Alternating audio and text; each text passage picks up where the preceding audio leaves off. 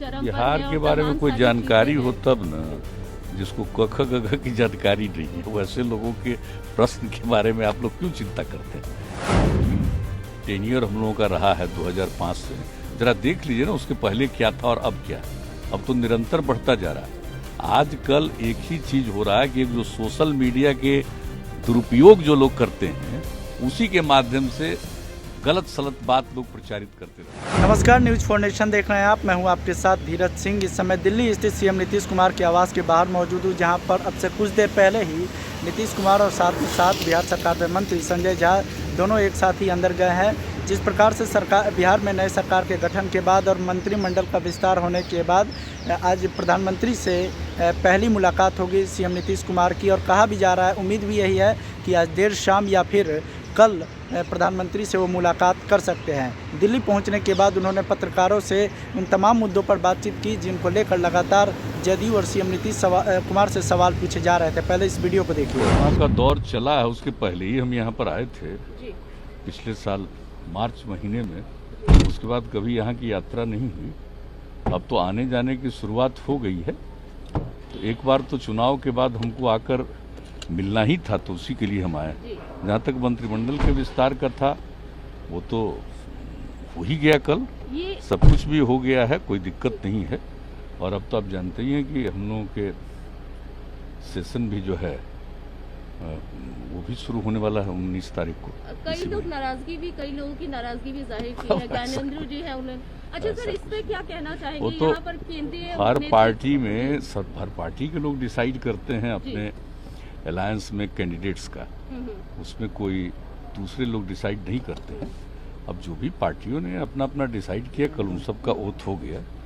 तो अगर कोई किसी को अच्छा नहीं लगता है तो वो उनकी निजी बातचीत है, इसके बारे में हम लोग क्या कह सकते हैं। सर, केंद्रीय नेतृत्व पर मंत्रिमंडल विस्तार में जेडीयू की अनुपातिक हिस्सेदारी की बात काफी लंबे समय से चल रही थी। कहा जा रहा था कि इसी वजह से कहीं ना कहीं मंत्रिमंडल के विस्तार में देर हुई। तो क्या इस बार जेडीयू की अनुपातिक हिस्सेदारी देखने को मिलेगी केंद्रीय नेतृत्व पर? नहीं, कहाँ केंद्र सरकार के बारे में, उसके बारे में कोई बात, उसके बारे में कोई बात नहीं हुई है, कोई चर्चा भी नहीं हुई है।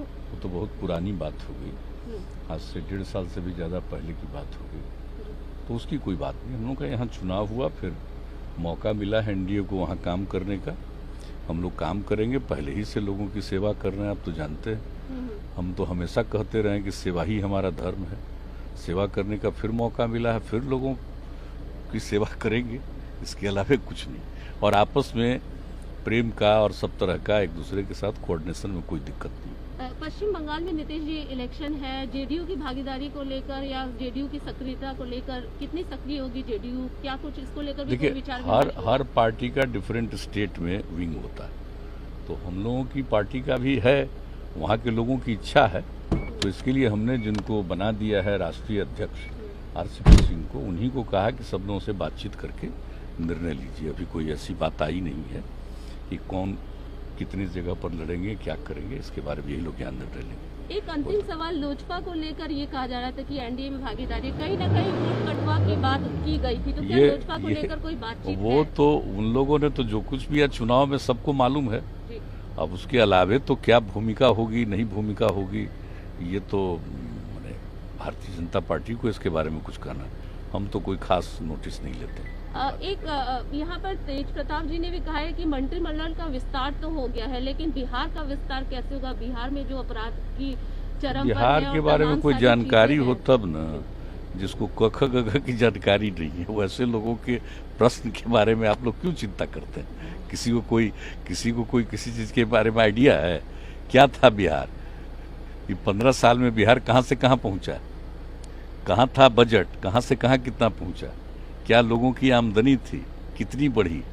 राज्य में कितनी प्रगति हुई है? कितने सड़कों का निर्माण, कितने स्कूलों का निर्माण, कितनी प्रगति हुई है? ये तो अध्ययन करने की बात है ना। हम लोगों का जो 3 टेन्योर हम लोगों का रहा है 2005 से, जरा देख लीजिए ना उसके पहले क्या था और अब क्या है। अब तो निरंतर बढ़ता जा रहा है। आजकल एक ही चीज हो रहा है कि जो सोशल मीडिया के दुरुपयोग जो लोग करते हैं उसी के माध्यम से गलत सलत बात लोग प्रचारित करते रहते हैं, उसका कोई मतलब नहीं। और आप जरा देख लीजिए कि बिहार में क्या खासियत है। आप जरा देख रहे हैं कि पर्यावरण के प्रति कितनी चिंता, जल जीवन हरियाली अभियान जिसकी शुरुआत हम लोगों ने 19 में कराया और किस प्रकार से एक एक काम हो रहा। तो बिहार का जो काम है धीरे धीरे लोगों को पता चलता है और अन्य जगहों पर होता है।